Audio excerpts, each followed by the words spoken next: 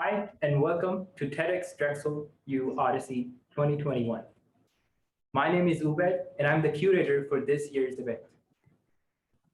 It is impossible to talk about this past year without acknowledging the challenges that we all collectively faced. While the pandemic was the defining event, it brought along an onslaught of related and sometimes unrelated problems. Our systems and institutions were put to the stress test. Meanwhile, most of us fought through personal challenges of physical and mental health. We saw a global racial reckoning, and once again, climate change came knocking to our doors with full force. The theme of our conference is Odyssey. We draw inspiration from the Greek poem, and we draw parallels to the challenging 10-year journey of Odysseus to Ithaca, to our shared human journey today. Yet, in the face of unprecedented circumstances, we've had the front row seat to the best of us. The global scientific community united to make major breakthroughs in vaccine development. Frontline healthcare workers labored effortlessly and selflessly to care for those in need. On the political front, we saw citizens embracing their civic responsibility and inclusivity, leading to a record voter turnout and a national reckoning on racial issues. Just like Odysseus kept his focus on Ithaca throughout his challenging journey, we believe that through our speakers today, we want to bring our focus towards our destination for a better future. Ladies and gentlemen, our first speaker is Professor Yury Gogotsi. He's the director of Nanomaterial Institute, and he's a professor of material science and engineering at Drexel University. Following the talk, Professor Yury Gogotsi will come live on this webinar. And Eva Kraus, our marketing chair, will come and ask questions on your behalf. You can use the Q&A feature under at the bottom of the screen to ask any questions that Eva will ask. Please enjoy this TED Talk.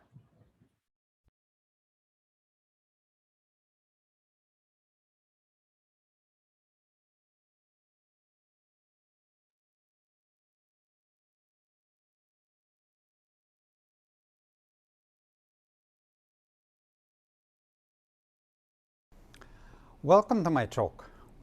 I'm Yury Gogotsi. I'm professor of material science at Drexel University. And today I'm going to talk to you about my travel in the world of science, also my travel from Ukraine, from work on corrosion of structural ceramics, what some of you may be able to read on the cover of this book, through many countries, many years, to nanotechnology research, to discovery of new materials which are being researched nowadays by thousands of scientists over the entire world here. But first, I know we have a diverse audience here. Let me talk about my profession, about material science. You don't need to be an expert in material science engineering to know that the world is made of materials. From the Stone Age to the Silicon Age, humans have crafted tools by carving them out of first bone, stones, then making them out of bronze, iron. Today, we live in the silicon world.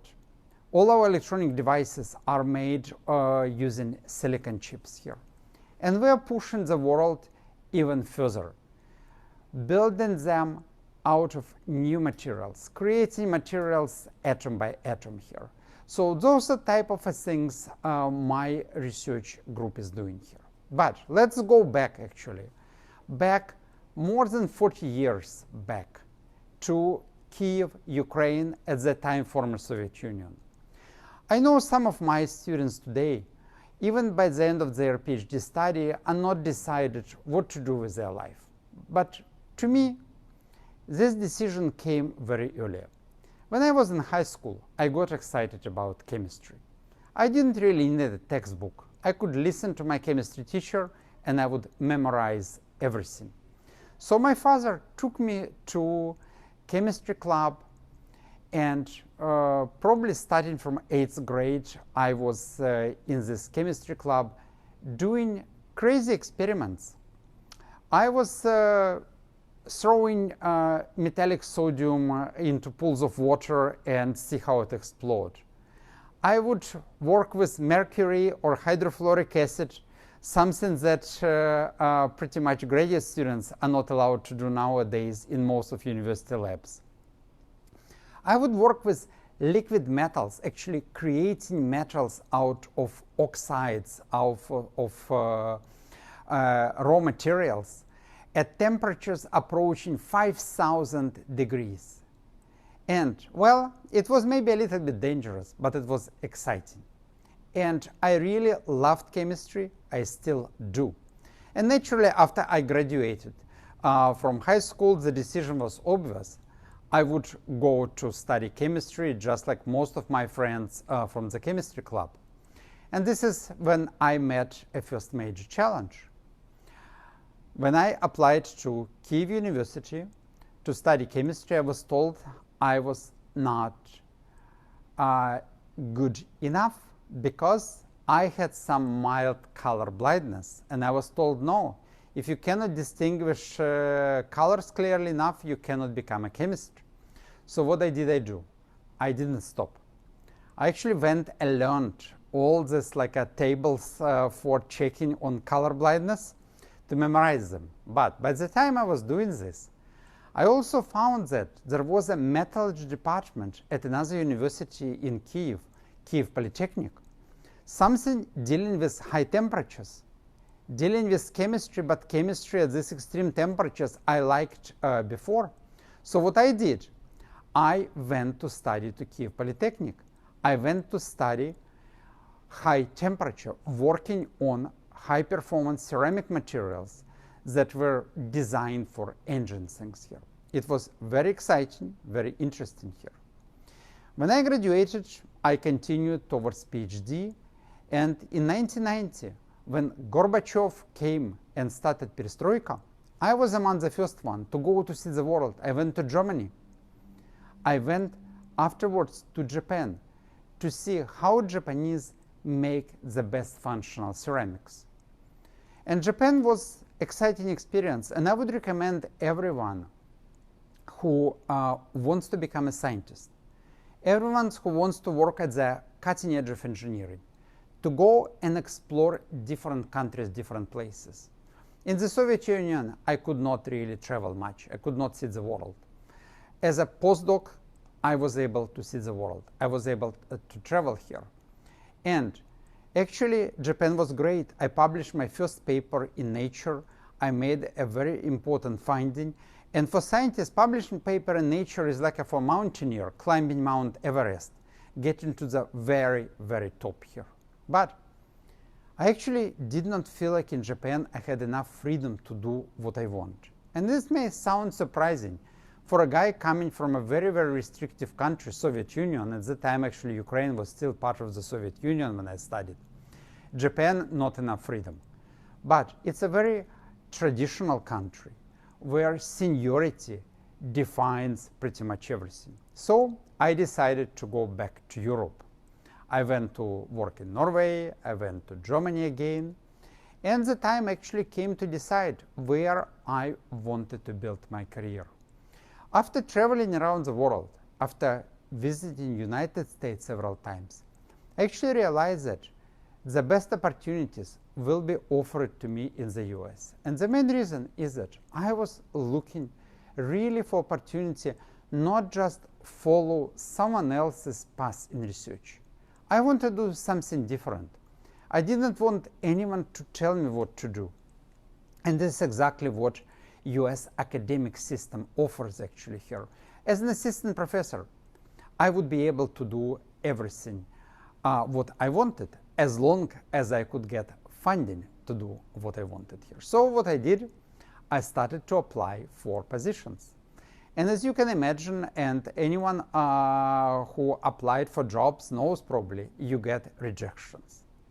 You have to learn to get lots of rejections. But finally, I got an invitation to fly from Europe to the US for an interview at a very good university here. And actually, I did fly there. I went for an interview, and I failed it spectacularly. I had no clue what was expected from a professor in the US. And I didn't get discouraged here. What I did, I learned. I succeeded in my next interview. However, I didn't still get an offer. And the reason was because I was in a somewhat different field and the university was looking for someone else. What happened? Actually, a couple of weeks later, I got an email from Professor Jushchyshyn from another university, University of Illinois Chicago, where I got my first faculty position, with a question. Yury, I know you applied elsewhere. Would you be also interested to consider our university? I came, I got a job offer. I moved in Chicago in '96 here and started to work on nanomaterials there. First carbon nanomaterials, making carbon nanotubes, nanoporous carbon, discovering new materials, finding application for those new materials, basically having fun with science, doing discovery science, discovery materials that I wanted to discover here. And in 2000, I moved to Drexel University. After 4 years, what normally takes basically about a decade, I got a full professor position, actually on invitation of same Professor Jushchyshyn, who some of you affiliated with Drexel University know has been a very successful Dean of Engineering after he moved from USC to Drexel here. And I've been at Drexel for 20 years now. And a decade ago, we discovered with my colleagues at Drexel University an entirely new family of materials here. And this will be the next thing I'm going to talk about. But before that, I just want to tell to people who may come from other countries, who may come from this country but some underprivileged neighborhoods, difficult situation here. If you have a dream, if you love something, simply never, never, never give up. You are going to succeed. You will overcome many difficulties. But if you have a goal, you will succeed. And I still get failures. My proposals for funding get rejected. My papers get rejected. I got paper rejected by Nature magazine just a couple of days ago. And I know it's a great science, and I'm going to fight to get it published here. But you should not stop here. Now, let me tell you a little bit about science we do, about science of two-dimensional materials, nanomaterials. It actually, to a large extent, started in 2004 with discovery made by other scientists, Andrew Guyman and Kostya Novoselov at the University of Manchester in UK, who showed that monatomic layers of graphene, basically materials made of single layer of atoms, invisible virtually here, have very unusual properties. They got a Nobel Prize in 2010 for it here. But what it did actually tell other scientists that it's possible to build materials which are like a sheet of papers but made of single atoms, which are thousands of times thinner than a sheet of paper, and use this material to build new materials and new technology. Now imagine if you like to play with Lego bricks, and if you are given Lego bricks of one type, all of them blacks, all of them thin, you can do something, but it's not much fun. And now imagine you can get Lego bricks of all possible colors, of all possible sizes. And this is largely what we did by discovering MXenes.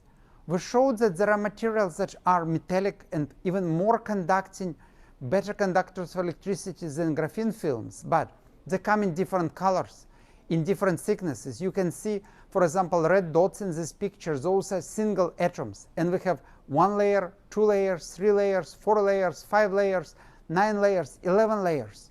We can basically build new technology. We can make materials which have not been known before, which did not exist before. We can combine them, and we build entire devices by simply assembling those tiny layers into something much bigger, very useful. We can make new type of batteries. We can filter water and remove salt from water and give drinking water to people. We can make sensors which will sense, for example, contamination environment. We can make something else which will be useful. For example, deliver medicines here. And what we actually do, going from graphene to vaccines, we're trying to solve useful problems. So what material scientists do, they discover materials. But the next step is find where those materials can be used.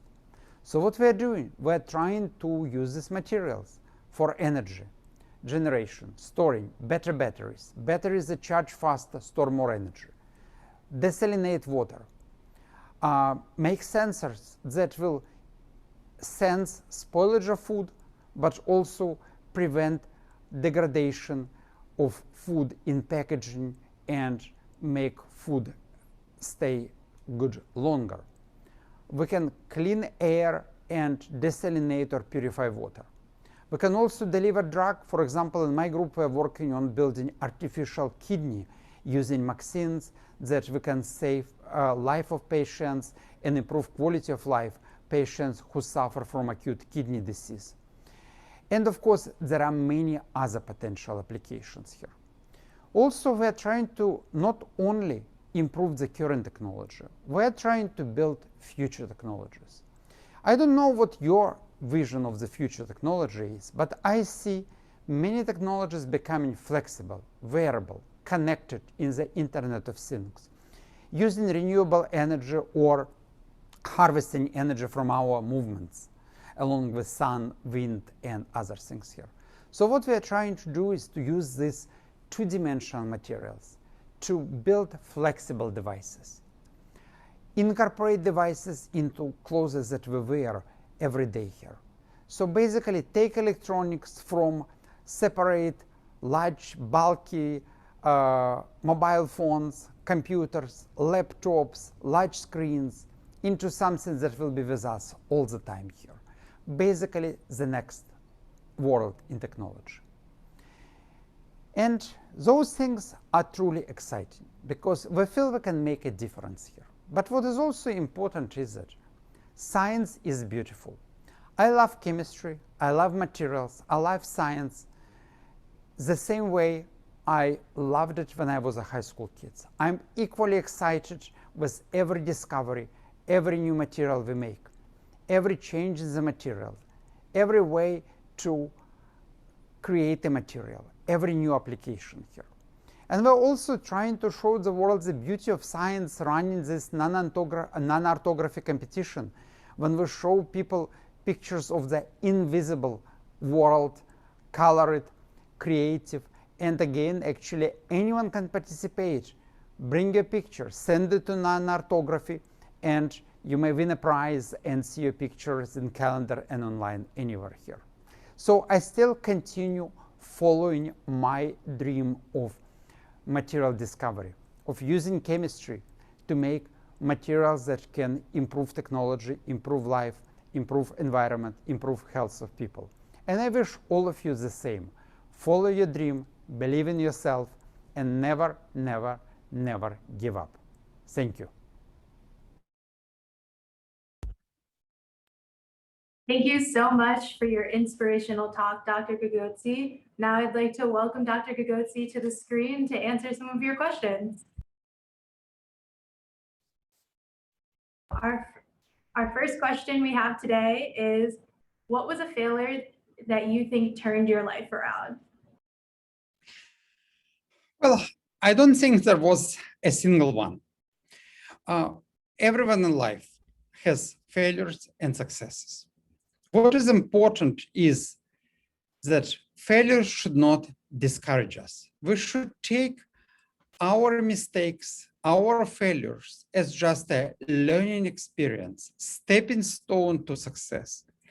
And people who learn from experience and who don't stop when they have obstacles, even some obstacles that you feel you can't overcome. Like, for example, I was told, no, you cannot go and study chemistry. You find one way or another, and you move forward. When you apply for a job and you get dozens of rejections or simply get your applications ignored, you should just keep applying, thinking how you change, how you modify your letter, going on here.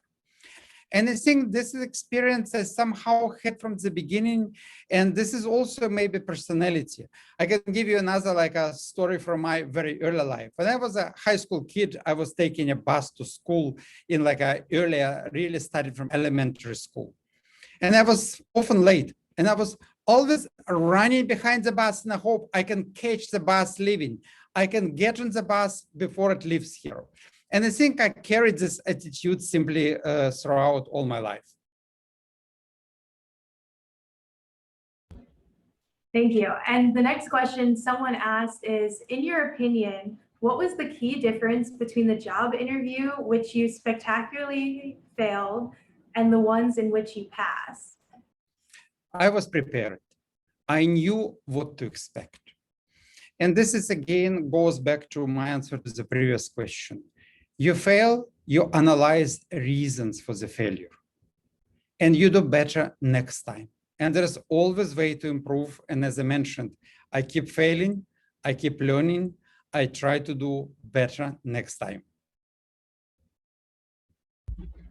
Great, thank you. That's great advice as we're at the end of a school year and people looking for co-ops and trying to get jobs. And so the next question is also job related. How did you get your position at Drexel University? Well, this was a series of coincidences. Definitely the fact that Professor Jushchyshyn, who was my department head at the University of Illinois, Chicago, moved to Drexel as Dean of Engineering in 1999 and was looking for faculty, played a role. Also, coincidentally, I was teaching a course on ceramic materials using textbook written by my current colleague in Material Science Engineering Department, Professor Michel Barzoum. So really the only other person I knew at Drexel was Professor Barzoum. And he invited me to give a seminar at Drexel University. I came, I liked Philadelphia, I liked Drexel University. Then Professor Curator asked me whether I would be interested to move. And the rest is the history. In the year 2000, in the fall quarter, I started at Drexel University. That's great. And the next question we have for you from someone says, how do you refute a paper rejection when you know the rejection is not very relevant? Well, there are two ways to do it. One is you can appeal. In most journals, you can file an appeal either with the editor or in some journals, for example, ACS Nana, for which I'm serving as an associate editor. It will be considered by a group of editors and the editor-in-chief. And sometimes you can convince editors and get the paper reviewed again. You can ask for adjudication review if your paper has been reviewed and the initial reviews were negative. And again, the editor can send it back for this adjudication. And this actually, what is interesting, happened to the very first paper on MAXIN when it was considered by Advanced Materials. Initially, it got kind of a low warm reviews and was not selected for funding for publishing in this journal. So we asked for adjudication. It was sent for another reviewer who was ecstatic about discovery of a new two-dimensional material. Paper got published, and it's now one of the most cited, most read papers in Advanced Materials, and really opened a new page in material science in general here. But sometimes you again fail. What you do, you take constructive criticism you get from the editor and reviewer. Try to improve the paper, think why the reviewers didn't like it, why the editor didn't understand the importance. Improve your paper and submit it elsewhere. If it's a good work, it will eventually be published. and will be read, will be cited by your colleagues, and will become a useful contribution to scientific literature. Again, don't get discouraged. Never, never give up. Yes, thank you. And speaking of vaccines, what areas of study do you think can get advantage from 2D vaccines besides the examples you gave? I don't know.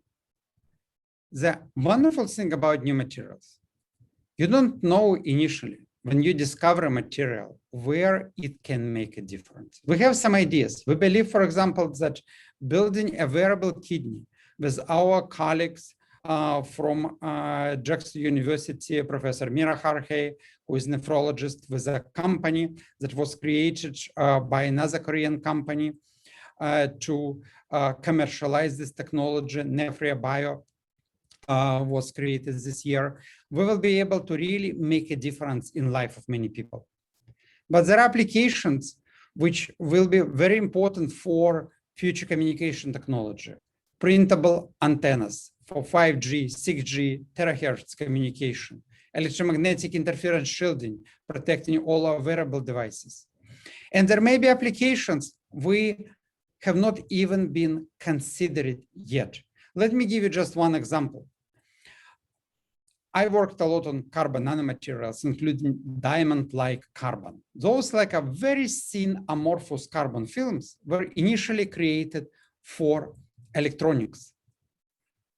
They have not really found application electronics, but they have been used to coat every hard drive and the flying head. They enable data storage for decades, making a tremendous impact on technology in an application that no one envisioned when they were made. There are many other examples like this. More recent story, carbon nanotubes, like a tiny carbon straws, which again, were considered to be a breakthrough material for electronics. There are hardly any uses in electronic devices at the moment, but carbon nanotubes in pretty much every single lithium-ion battery we use. So again, they provide better conductivity, cycle life to batteries in our computers and cell phone. So our job as material scientists is discover, understand properties, and explore application. Which one will really make a difference at the end?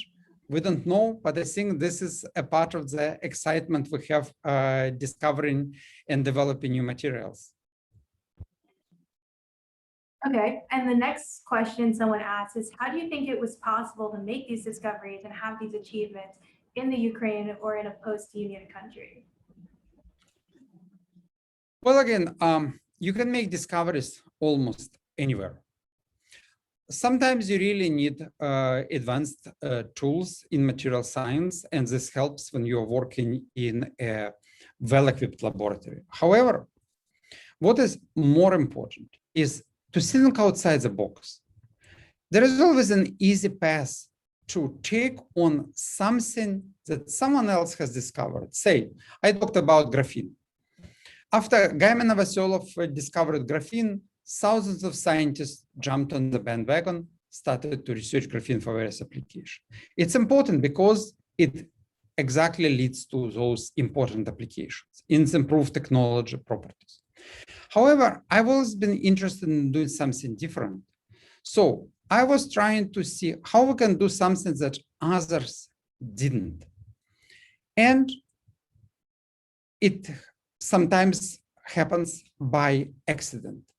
You need to keep your eyes open. For example, when I was working in Japan, I was working on corrosion of ceramic materials like silicon carbide for nuclear power stations.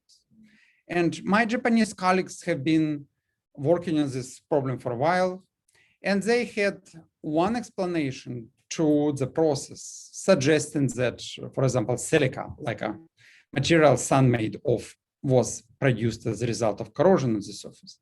And when I did experiments, I found some inconsistencies in this explanation. My experimental data contradicted to something which was considered to be established. And again, I did not try to fit it to existing results. I started to look why. Is there an alternative explanation? And I found that actually thin carbon films were formed, not silica. And this is how this first paper in Nature appeared. And we had many situations like this, with discovery of water inside carbon nanotubes, first observations of water in transmission electron microscopes, in discovery of new carbon morphologies. Sometimes you don't look for it. You always look just for something new. You try to be critical to anything you read. You always think, is another explanation, is an alternative explanation to what you observe, what other people published and write. And eventually you come across something important. And this may be a small discovery, or it may appear to be a big discovery. And somewhat related to that in your discovery, someone asked, failure always makes us feel sad and disappointed. How can we overcome this process? No one likes to fail. However, successes make us relaxed, believe we're good, we know a lot, and so on here. Failures make us mobilize and think how we can get better, stronger, how we can overcome. And I think this is how we need to take a failure. Your failure in research, in finding a job, finding a core position is not really a failure. It's not a major failure. It's just an obstacle that should make you stronger. You may not find a paid co-op. You may go and take a free co-op at Drexel University, for example, in our laboratory. And it may appear to be life-changing. You can make a discovery, you can file for a patent, get important paper, and you may decide that you really want to go and become PhD student and a scientist. So again, always think, okay, look, how can I turn my failure basically into a success story? And often it's possible. And in any case, it's a learning experience that should make you better and stronger.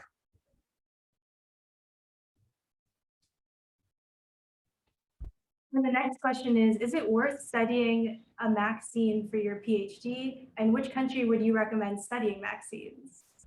Well, yes, it's worth, because vaccines are on the rise right now. You know, like all materials initially have a period of very slow development. Then there is a period of fast rise, hype, which goes over the hill and eventually ends up in industrial applications. Vaccines are really, over the last 3-4 years, have been on a very, very fast rise. But there are no like a large-scale industrial application yet. So what it means for the next 5-10 years, and usually it's a 15 to 25 year cycle before materials really go into industry and become commodity, when it's important. So you don't want to get into the field now, which are on the peak, because by the time you graduate with your PhD degree, 4 or 5 years down the road, you will be in a situation with many experts in this, but the interest will be on decline.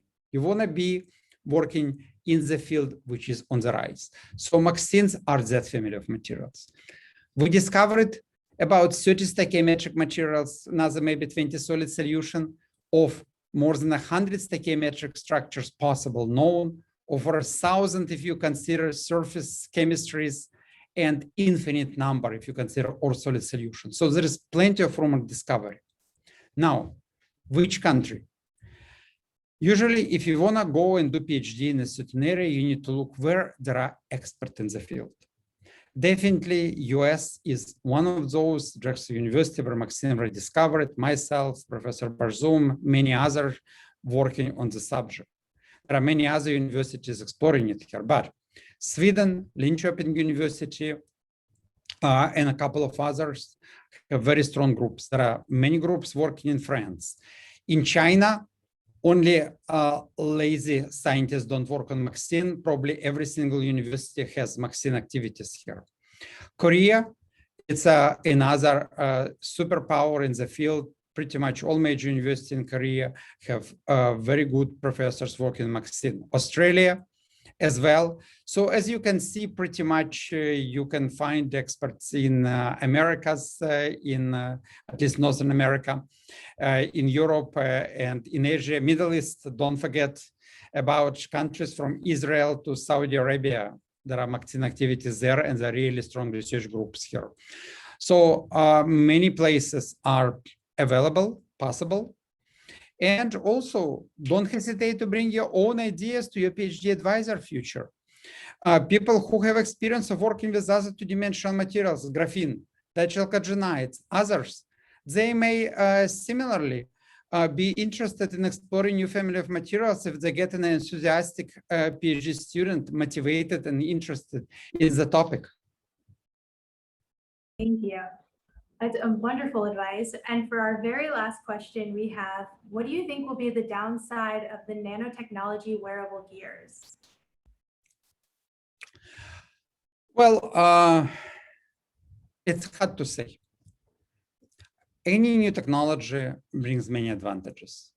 We have convenience, but for example, if you have electronics that you wear every day, you're all also trackable every day. Just like your cell phone allows many, and you don't know exactly who, know your location, your activities, like Alexa in your home pretty much also tracks your habits, your interest, knows what kind of music you like. Wearable electronics make it even less private, leaves less room for privacy in our life. And it's always basically a balance between convenience, new opportunities, and say your privacy. We need to be careful to understand to what extent all this radiation, presence of electronics very close to our body and eventually 24 hours a day may have effect on our health, on biological process in long term. So I think there are always issues, and any new technologies should be considered carefully on health, technical, and ethical grounds. That's for sure. Thank you so much for joining us today. And now as we transition to our new talk, I would like to introduce our Design and Communications Chair, Izzy. Thank you, Eva.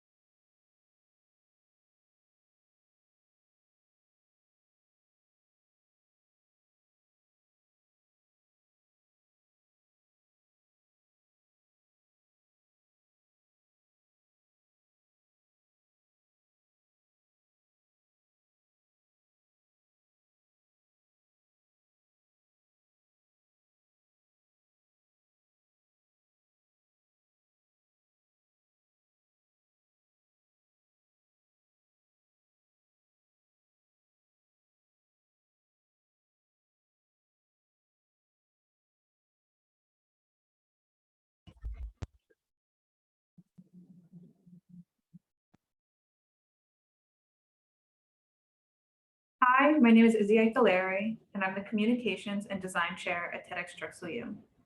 I would like to introduce our next speaker, Nicole Koltick. Nicole is the Director of the Design Features Lab at Drexel University. Her talk is titled, Everything But You, Designing for Non-Humans.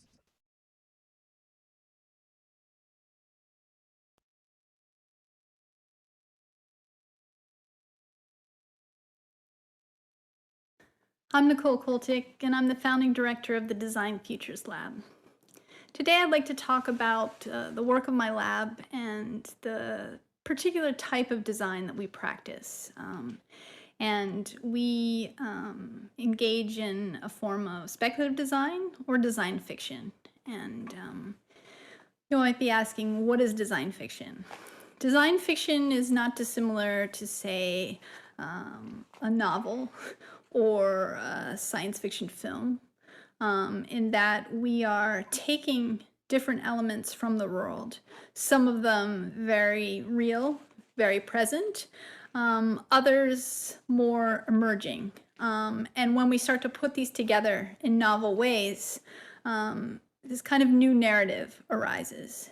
And one of the core features of our work, and it kind of differs from a lot of design work being kind of conducted today, is that we take very seriously the idea of design for non-humans. And so you've probably heard a lot about human-centered design. Humans are at the center of most design, right? Humans, since our emergence as a species, have really kind of dominated the kind of atmospheres we find ourselves within, as well as the impacts we have. And as designers, a lot of our work is making things better, solving problems for humans. And we might do this through objects, we might do this through environments, we might do this through experiences, through systems, but the end result is the kind of end user is generally a human or a set of humans. And in our work, we're really interested in what does it mean to design for a non-human? What does it mean to design for an ocean? What does it mean to design for a flock of birds? What does it mean to design for a cave?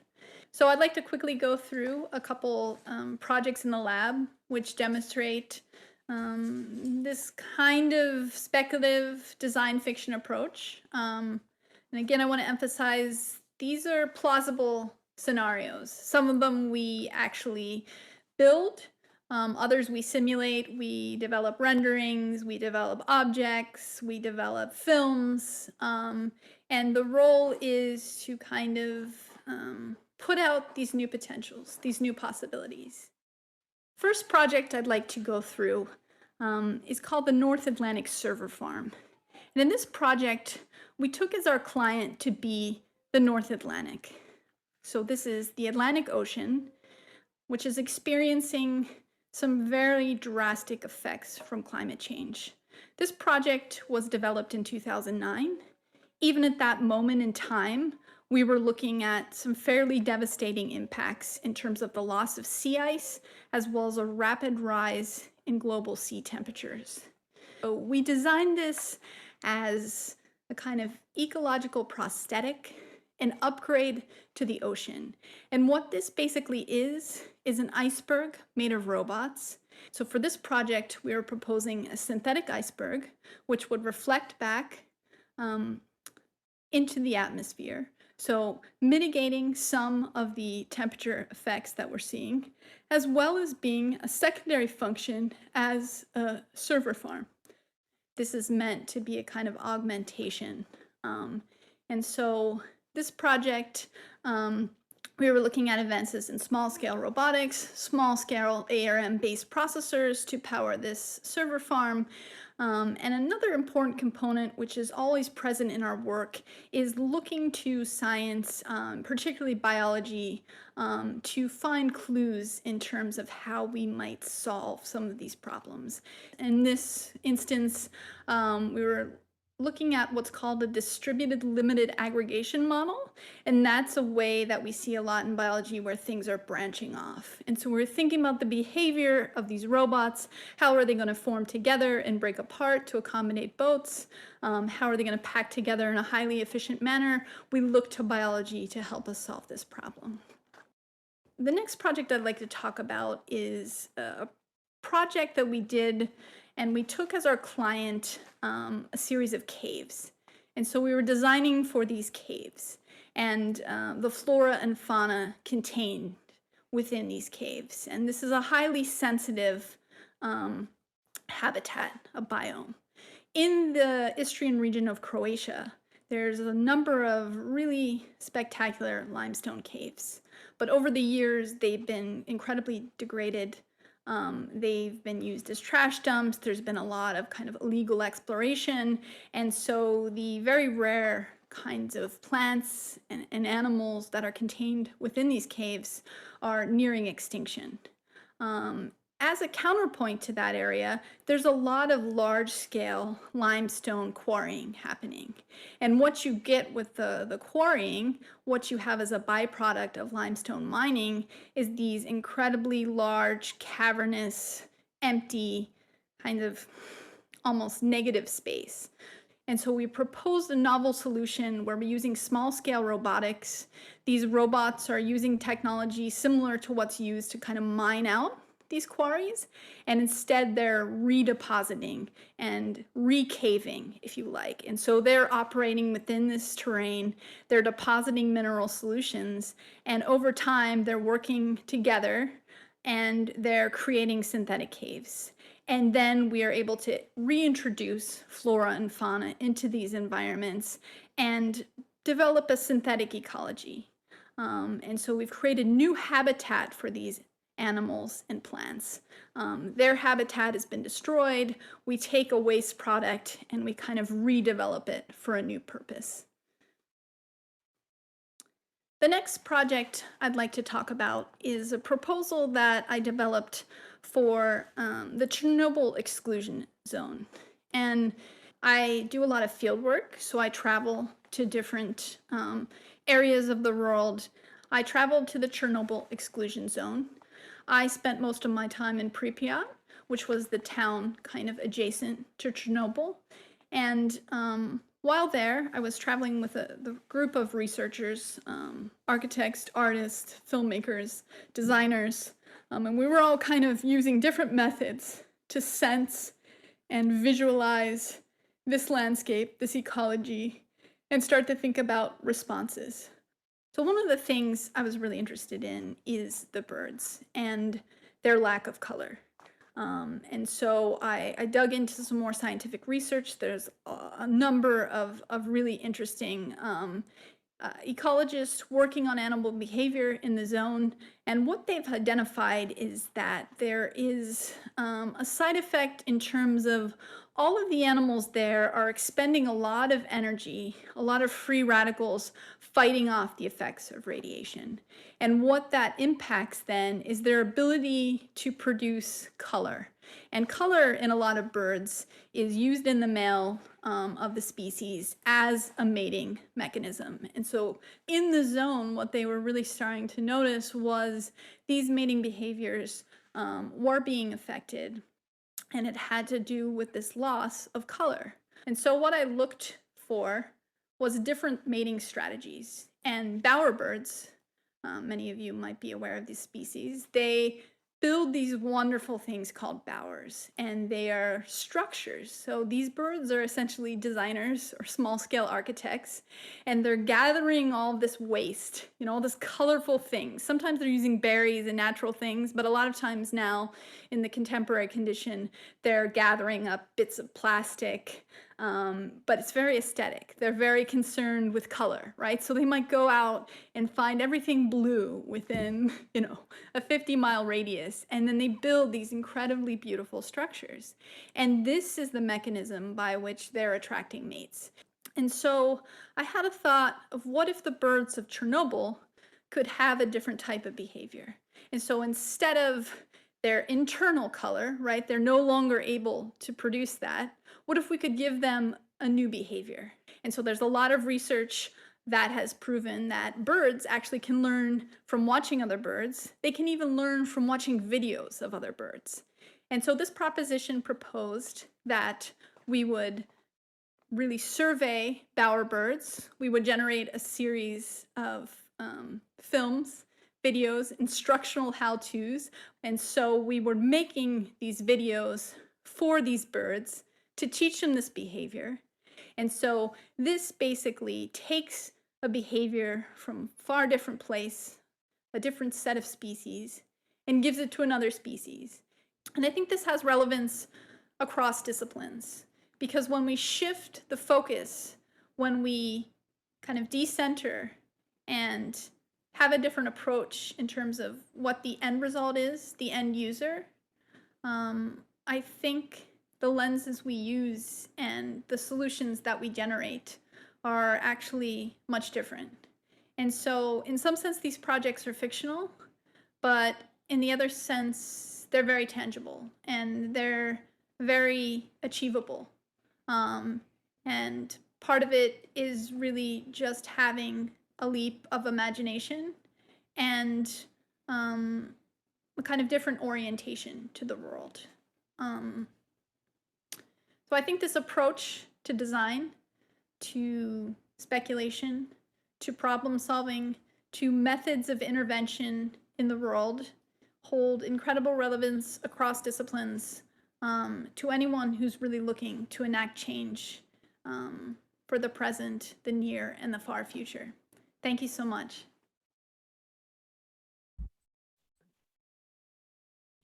Thank you so much, Nicole. And now I'd like to welcome Nicole to all of your screens. Hello.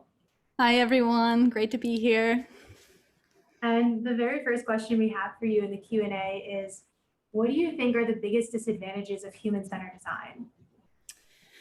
Well, I think some of the biggest disadvantages are a kind of, and I talk about this in my talk, is this kind of fixed lens that we get kind of stuck in. And this partly has relevance to disciplines. And one of the things I'm really interested in my work and kind of talking to others is this idea of different lenses. And I think tied to that is this idea of working at different scales. And so I'm formally trained as an architect. I work at the scale of, say, a house or a building or a skyscraper. Product designer might work at the scale of, say, a wearable. Digital designers working kind of at the scale of code. What happens then is we get very fixed in our scale and thinking about our specific user, and we start to lose an appreciation and a kind of view of these larger contexts. And so I'm interested in my lab in everything, which is like everything, right? And then everything separate. So there's all of these different things coming together in this really complicated confluence. And I think when we, decenter and stop just focusing on, say, the human, it's not to say, when we're building something, designing something for the ocean, that obviously in the end benefits us, right? So it's still the human is benefiting, but when we decenter the focus, I think we come up with much more innovative solutions. And we've had such a long tradition of human-centered design. I think the time now is let's spend some time and resources thinking about non-human-centered design. Great perspective. And so how did the Design Feature Lab come to this world? How did you come up with something like that? Well, I founded the Design Features Lab in 2011, just maybe a couple years after I started at Drexel. It's the first speculative design lab in the United States. So there were some speculative designers working in Europe, and I had spent a fair amount of time with them.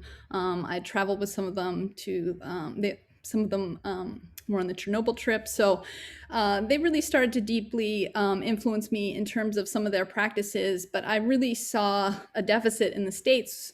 We didn't really have this work being conducted in any substantive way. My interest had kind of been drifting that way. Some of my work was really starting to develop that way. So I thought, why not? Let's kind of launch this lab. Also, one of the first couple design research labs in Drexel. So there's Professor Dion's kind of functional fabrics lab, and my lab really were the kind of founding labs in the college. And now that's kind of gone on to span some other labs. That's great. And so what's next for you? What are some of your research goals for next year? Well, I just received a pretty substantial grant, and it's called Every Space for Everyone. And really what I'm doing in that project is really looking at new ideas of spatial justice. So taking ideas that are emerging from the disability justice community and really looking at the built environment. And the built environment has really not been built with everyone in mind, right? It serves a very narrow set of users. It has a very narrow focus. And when it makes, say, accommodations to those who are differently abled, they're not very successful. And there's just not this kind of more universal approach in terms of accessibility. And so what I'm very interested in, I'm still, taking a very kind of speculative design approach to the topic, is a lot of my work, I'm finishing up my doctoral dissertation now, a lot of my work is really looking at signaling and communication potentials in biology. So looking at other species in terms of the way they communicate, looking at animal sounds, electrical signaling, how do trees talk to one another, plant signaling, all of these types of things. And I'm really interested in applying a lot of those insights in terms of interventions and augmentations into our built environment to start to develop new approaches to accessibility in terms of navigating contemporary environments. Yeah, that's really interesting. So how applicable are these ideas and implementations on a large scale? Like, how will you implement them in the entire world around us? Well, I think the limit of implementation really is a lack of imagination out there. And so again, in my talk, I mentioned this idea of plausibility. We don't produce fantasy, right? I mean, everything that we propose are things that pretty much exist in the world. They just don't exist in the combination that we propose them. And a lot of the limits to that are kind of very narrowly focused economic concerns. So, we live in a capitalistic society, right? And so what the market decides is kind of relevant, the money follows that. And I think there is still a very, there's a deficit in terms of, one, the recognition of designers and kind of the role we play really in pushing a lot of these technologies forward in ways that are much more kind of impactful than they're originally kind of thought up in their individual disciplines and labs. So I think, it's a lack of imagination and a lack of just boldness, I think, in terms of what's holding these things back. But the conversations, I think, are getting more intriguing. I think that design is starting to penetrate at the upper levels. You now see a lot of, instead of CEO or CTO, the role of CDO, Chief Design Officer, has started to kind of make its way. It's still a niche role, but I think design as a discipline is starting to have more stake in the game at these upper levels. And I'm hopeful that we're going to get some more daring applications making their way to the market. That's great. And do you think the pandemic has affected your research at all? Have you found a new niche that you want to take your research in that direction based on the pandemic? It's a great question. I don't think that my work has been that impacted by the pandemic. I am a design professor, so I teach in design research. I teach in interior architecture. And so in my studios, we've definitely taken on the pandemic and new ideas of, say, kind of being in space and habitation and how some of these new normals might start to manifest in the built environment. But I'd say personally with my work, it hasn't maybe infiltrated as much just because I've had these kind of larger projects ongoing. And so someone asks, should we not create a system of design solutions rather than a solution for a particular user, as there might be more flora and fauna which are interdependent? It looks like a wicked problem for birds. It is a wicked problem for birds, for microbes. How many systems do we have kind of entangled together? There's a really interesting philosopher called Timothy Morton, and one of the concepts that he puts forward, which I love and is really impactful to my lab, is this idea of hyperobjects.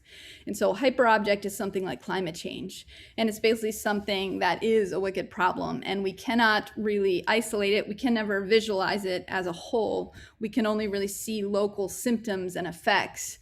And so one of my kind of interests as a designer is, can we start to, at least when we're adopting these different lenses, can we start to look for different ways to insert into these kind of hyper-objective situations?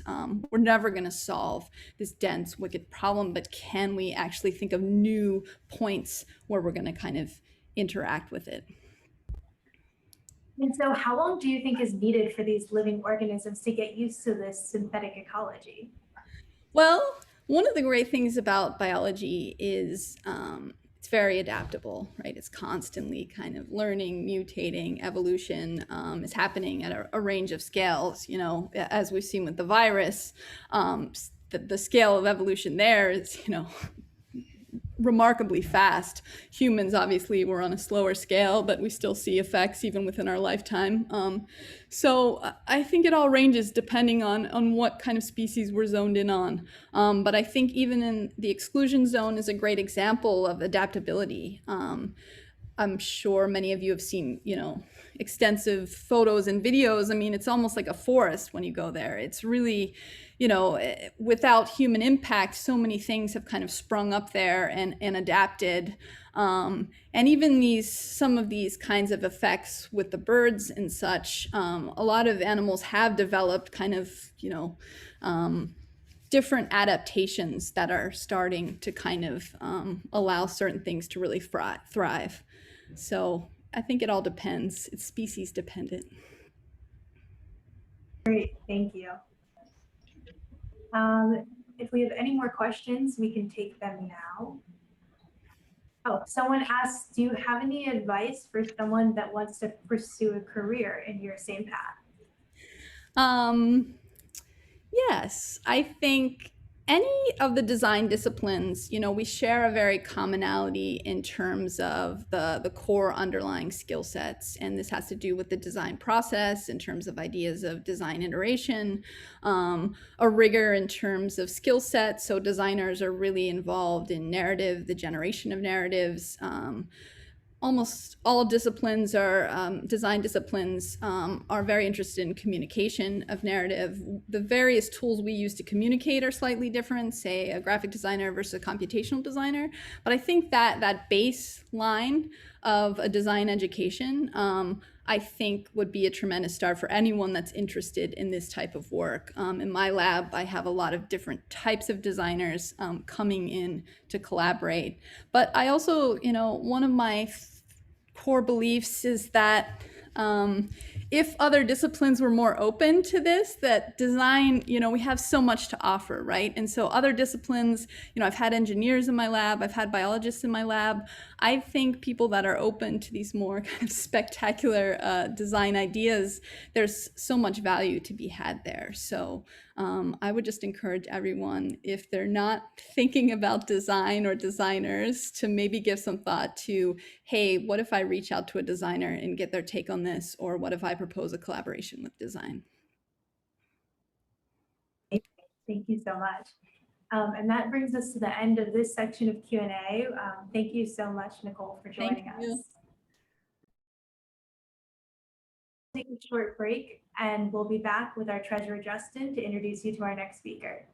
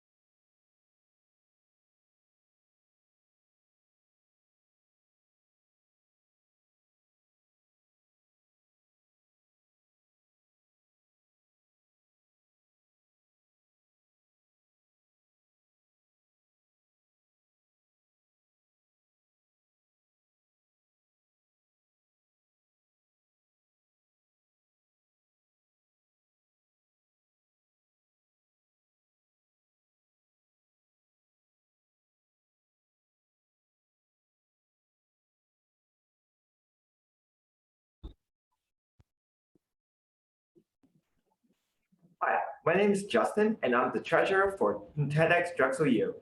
Our final speaker of the day is Sean O'Donnell, who is a professor of biodiversity, earth, and environmental science at Drexel University. His talk today is titled An Ant Odyssey.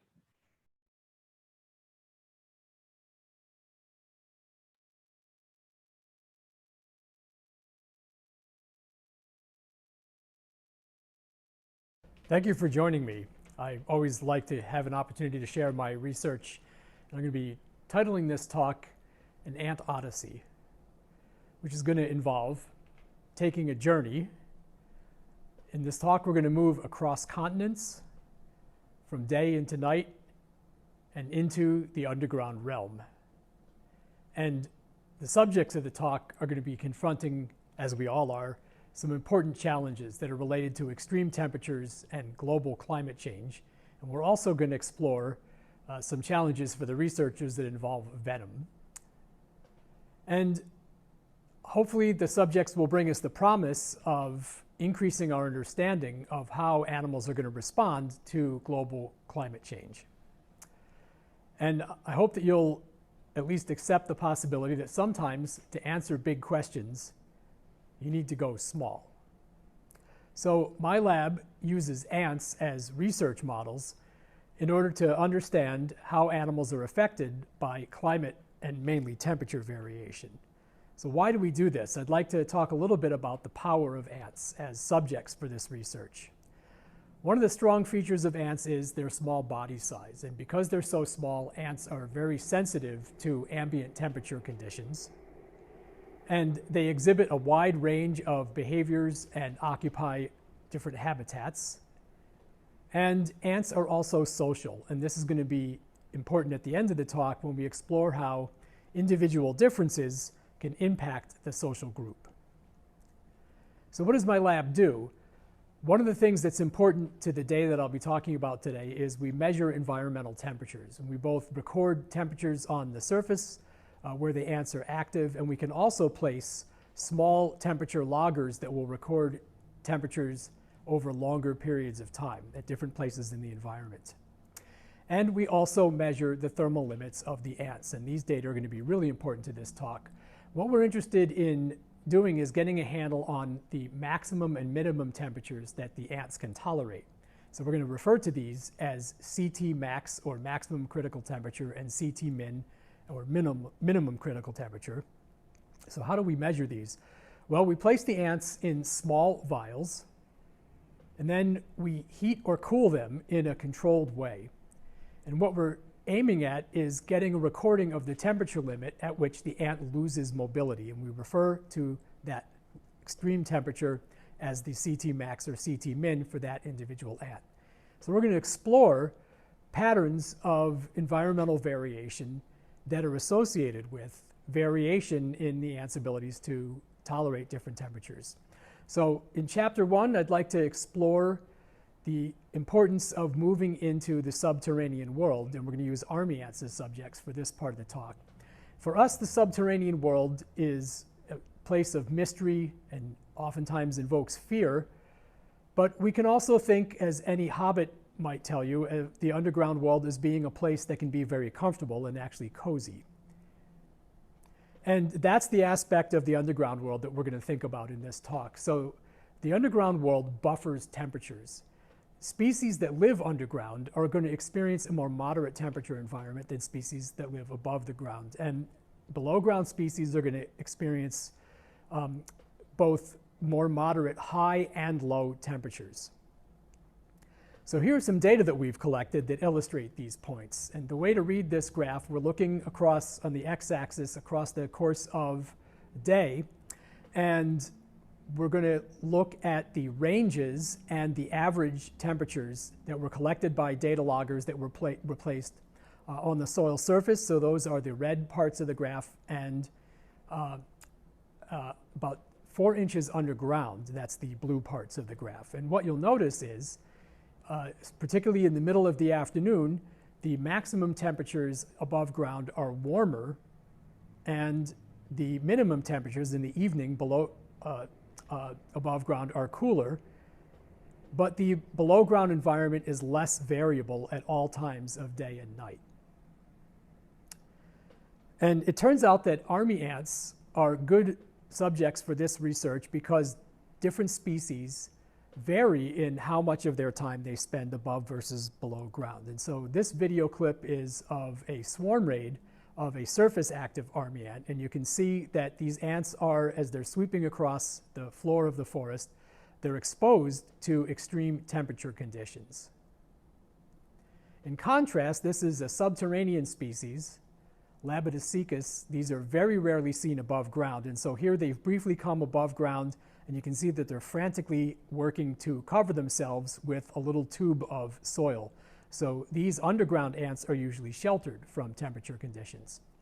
So our predictions are that because the above ground species are exposed to and need to be able to deal with extreme high temperatures and extreme low temperatures, we expect them to evolve greater tolerance of all temperature extremes. So the patterns we expect are, if we look at a range of species that go from subterranean to above ground, the above ground species should have higher CT max, they should tolerate higher maximum temperatures, and they should also tolerate lower minimum temperatures. So we measured average CT max and CT min for 15 different species of army ants, and these range from fully subterranean species to fully surface active species. And the results are that the predictions were met. So for the above ground species, they had both higher CT max and lower CT min as expected. And the implications of this study are that below ground species may be more vulnerable to warming climates. And while we were collecting the data for this project, I learned an important lesson that army ants are not alone in the forest. So while I was out with students on a field course studying army ants, I was bitten from behind by a viper at a field station through what might nicely be called a series of unfortunate events. I wasn't treated for this bite for over 12 hours and was in pretty dire medical condition by the time I was given 10 vials of antivenin intravenously that probably saved my life. And you can read about this episode in the February 2016 issue of Natural History magazine. Okay, so for the second chapter, I'd like to talk about journeying from day into night. And we're going to be looking at how climates and temperature variation in the tropics are very different than they are in the temperate zone. And the important point here is that seasonal temperature differences are minimal in the tropics. So if we look at average daytime high temperatures, the difference between the warmest and the coolest month of the year is only about 2 degrees Fahrenheit. If we look at the average nighttime low temperatures, the differences are even smaller. The warmest and coolest month only differ by about 1 degree Fahrenheit over the course of the entire year. So this leaves us with a much larger gradient, a much larger change between day and night. So daily temperature differences in the tropics are much greater than seasonal temperature differences. So they're about 13 to 14 times higher than the seasonal differences. And so for animals, the difference between day and night that happens pretty much every day throughout their entire existence is much more important than seasonal variation. So what this suggests is that daytime differences might be very important to tropical animals. So we were interested in testing whether tropical ants' thermal tolerances differ over the course of the day. And we're going to focus in on the species in this photo here. This is the thief ant. And we observed that thief ant workers leave their nests to collect food at all hours of the day or night. And that means that they're exposed to both extreme high and low temperatures. So we collected subjects during the coolest and warmest parts of the day. And then we measured their CT max. And what we found was that consistently, daytime CT max was significantly higher for these ants than nighttime CT max. And the difference was about 2 degrees Fahrenheit. And we also marked and followed some ants from the same colonies and found that nearly all of them were active foraging both day and night. And what this suggests is that these CT max differences that we've observed over the course of the day are actually represent changes in the individual's ability to accommodate high temperatures over the course of the day. So it suggests that there's a strong individual flexibility. And while we were collecting these data, this was with a field course in Costa Rica, we had more venom-related experiences, and this involves, rather than snakes, the infamous bullet ant, Paraponera clavata. This is one of the largest bodied ants in the world. And we were working in the arboretum of the La Selva Biological Station, and that's shown here in this photograph. This is a great site for us because it had lots of thief ant colonies. Unfortunately, it was also home to lots of bullet ant colonies. And bullet ants like to nest at the base of trees. And their typical behavior is for a forager to leave the nest and climb up the tree trunk into the canopy. We were out collecting data at night, and what we learned the hard way was that these ants are perfectly happy to let themselves drop from the colony onto the necks of unsuspecting researchers. And so we had to stall our data collection several times to carefully flick bullet ants off of people's necks before they could get stung. It's a very, very painful stinging ant. Okay, so let's move on to the third chapter, and this is going to be an exploration of individual diversity, and we're going to be looking at the effects of body size in ants. And what we observe is that ant species differ in their average body size, and within some ant species, workers further vary in body size, and even nestmates can be strikingly different in size. So we were interested in testing whether body size predicts thermal tolerance. This could be important because for within colony variation, colonies may be forced to adjust their activities to accommodate the different temperature sensitivities among their own workers. And body size differences across species might influence how they interact with each other, and changing climates might differentially affect species and change their species interactions. So we did this work on 2 species of seed harvesting ants in the genus Messer. We did the work in the Negev desert of Israel, a very extreme temperature environment and one that's subject to climate change. And the 2 ants that we worked on share and compete for a single resource, which are the seeds of desert plants. So just looking in this photograph at one of the species, we can see that there is very wide variation in body size within colonies. So this is the smaller bodied species. We're looking at a group of workers at the nest entrance, and you can see that there are relatively small-bodied and large-bodied workers that are quite distinct from each other in size, and the 2 species also differ from each other in size. So we measured the CT max and CT min of workers from different body sizes, and what we found was that, as we expected, the species differ in average body size, although there is some overlap.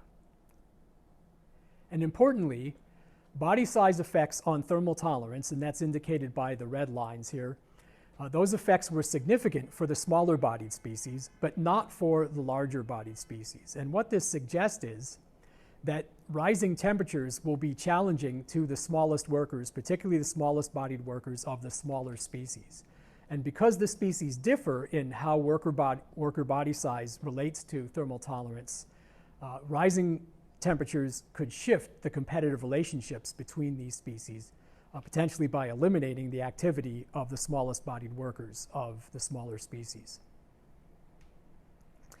And again, continuing on the theme of venom, we had plenty of adventures when we were collecting data at night out in the desert in the Negev. We encountered these very large-bodied trapdoor spiders. These made us a little bit nervous, but it wasn't until we brought out a UV flashlight that we realized that the desert was absolutely crawling with scorpions. Luckily, scorpions glow, as you can see in this photo here, under UV light, and we realized that they were very abundant, so we always had to have a UV flashlight carrying watcher on hand to make sure that the scorpions were staying away from us when we were collecting the data. Okay, so I'd like to just recap a little bit and talk about some take-home messages from the talk. One of the main things that we've learned is that species' experiences with their thermal environments seem to have shaped their ability to cope with extreme temperatures. So some species, like the army ants we looked at, show suggestions of fixed evolved responses to temperatures, whereas other species, like the thief ants, showed evidence for individual flexibility. And finally, the desert ants showed us that changing climates are likely to differentially affect species and may end up causing complex shifts in species relationships and ecology. So I'd like to thank you for joining me on this ant odyssey, and may you avoid venom. Thank you so much, Sean. And now I'd like to welcome Sean to your screens to answer some questions. Hi, Howdy, everybody. how are you? I'm great, thanks. We have a great first question for you, which is, which aspects of an ant's resiliency can we apply to human society? Wow, it's an interesting question. You know, what I didn't talk about in this talk that I think is potentially more relevant to us directly is, so the ants as individuals, and what we were exploring in this talk was how sensitive ants are as individuals, right, to temperature extremes and temperature variation. One of the really interesting things that a lot of ants can do is regulate their temperatures. Now, they're usually not doing that when they're out foraging, when they're out alone. That's when they're going to be most likely exposed to temperature variation and temperature extremes. But when they're at home at their nests, both through, in many cases, the ants' architecture of their nests will influence the temperatures that they experience, and they can actually move themselves, including their offspring, to different locations in the nest to match desirable temperature conditions. So there might be lessons about mobility and perhaps architecture that might be inspirational to humans.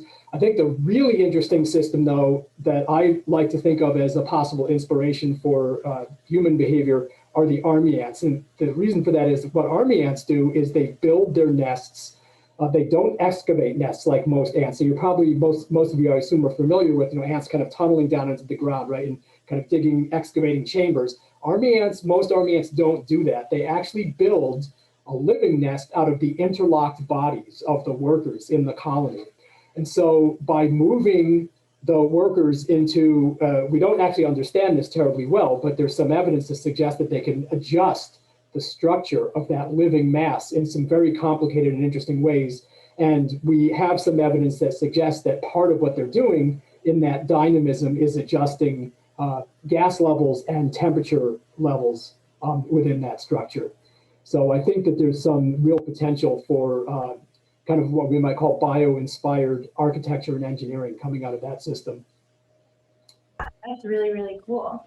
And I know you talked about in your talk why you used ants, but why ants opposed to other small social creatures? Or what other small social creatures are there that we could potentially work with? Yeah, I think that's an important point. I mean, really any small-bodied organism is likely to be confronting the challenges that the ants confront. One of the reasons that we focused in on the ants was the fact that they're social, and they're common, they're very accessible, so they're easy subjects to work with. And another motivation for working on ants, and actually this ties into their sociality, is they're very ecologically successful. So ants, along with some other social insects, seem to play an inordinately large role in driving and affecting the ecology of the places where they live. So just as one example, if we think of those seed harvesting ants in the Negev desert, they're playing a really, really important role in competing very effectively with other animals that are harvesting seeds. And the ants are probably playing a major role in dictating the reproduction of the plants and vegetation in the deserts. And so one motivation for focusing in on ants is that their ecological importance is very high, but I do think that some of the lessons that we learn from them can definitely be applied to other small-bodied organisms. Yeah, and so someone just asked, I think I saw you on TV. Were you on TV at any point in your life? I have been on a couple, it's been a little while, but yes, and I seem to be typecast, so far all of my on-camera TV appearances have been as an expert working with army ants. Army ants really are charismatic, and I think they are great subjects for natural history films. So I've done a few gigs, both behind the camera and a couple of times on camera. As referring to the bullet ants, which have the very dangerous stings, Yes. What motivated you to risk your life to find answers related to ants?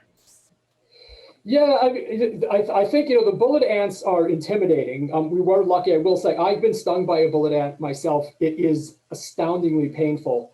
Luckily on that particular project, even though we had them dropping on some of the students, nobody got stung. So that was the good news.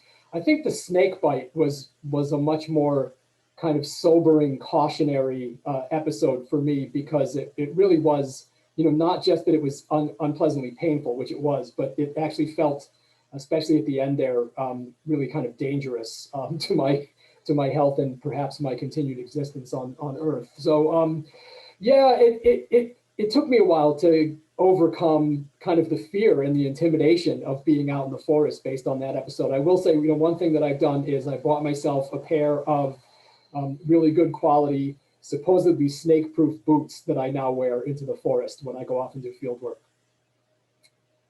Okay, interesting.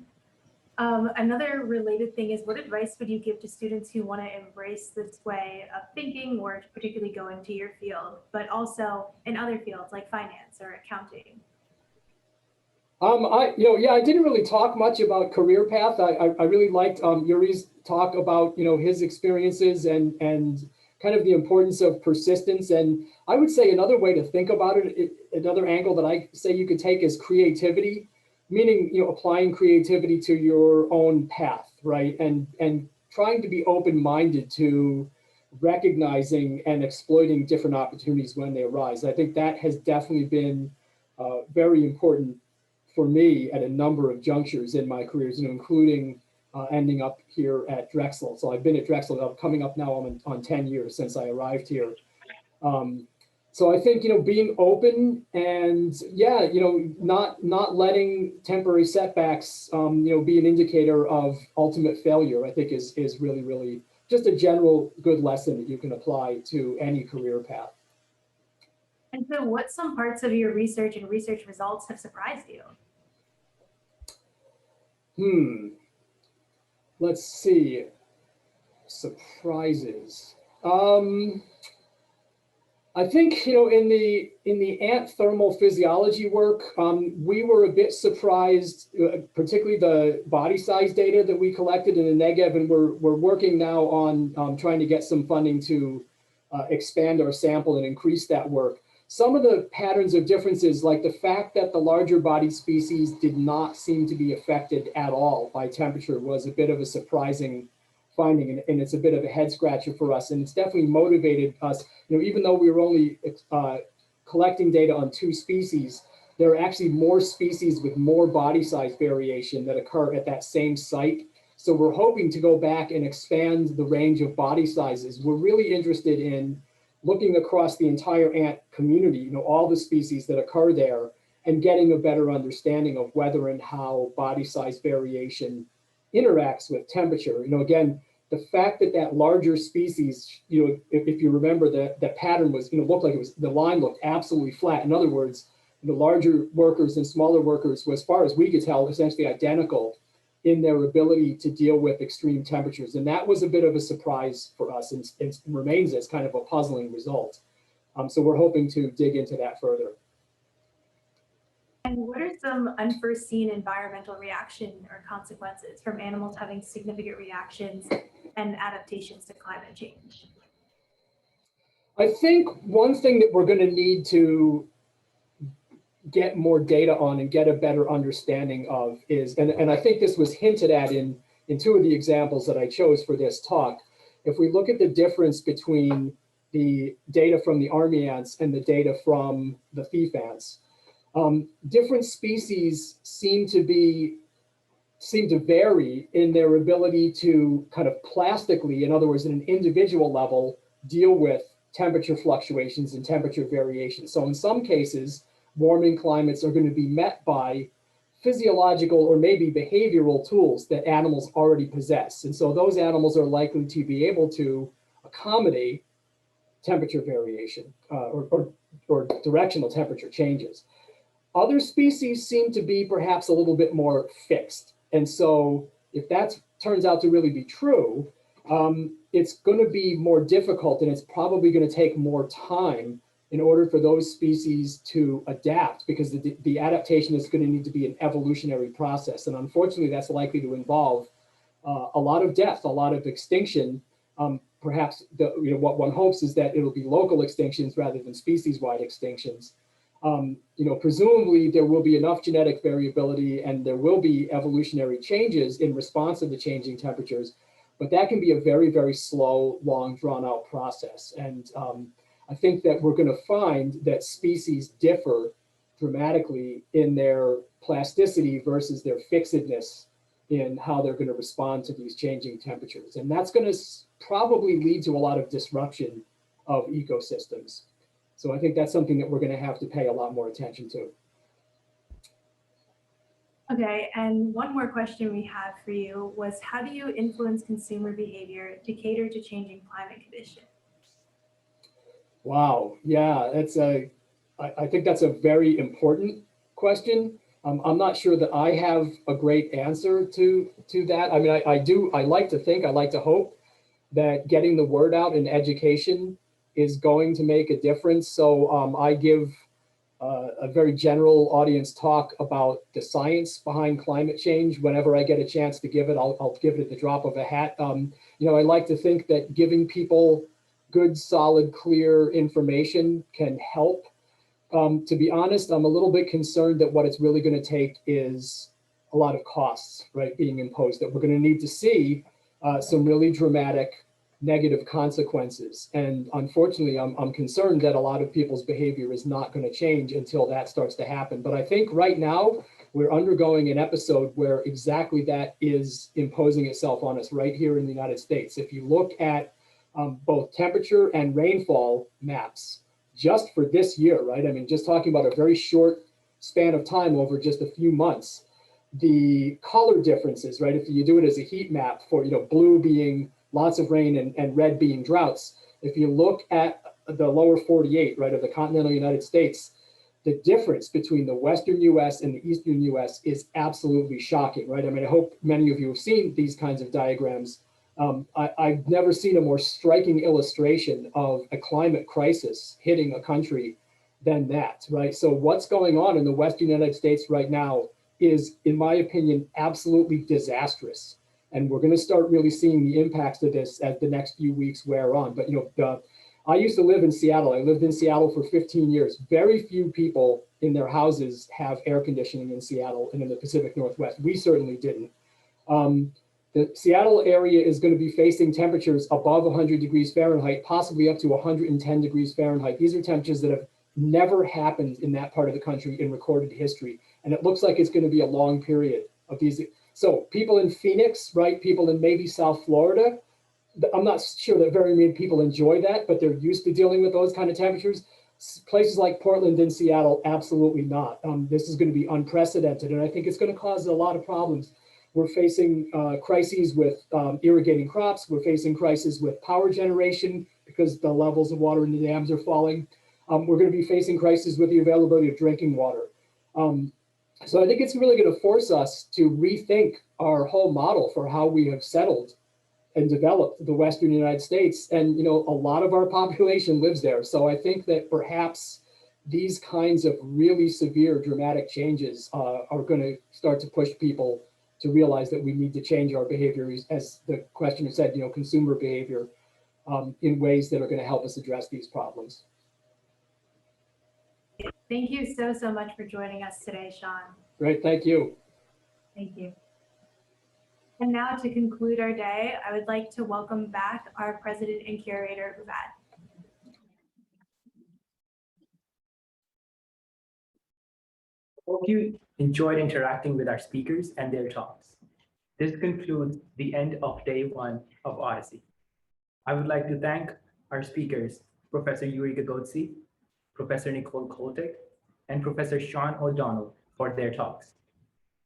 I would also like to thank the executive board for putting up this event and putting hours and hours into bringing these ideas to you guys. And lastly, I would like to give a shout out to our sponsors, the Good Idea Fund, College of Arts and Sciences, the Goodwin School of Professional Studies, and the School of Education. Join us again tomorrow as we feature our next and last two speakers, Joe Callahan, CEO of Seawright, and Nick Jushchyshyn, the Program Director for VR and Immersive Media at Drexel University. Thank you all for coming, and I hope to see you again tomorrow.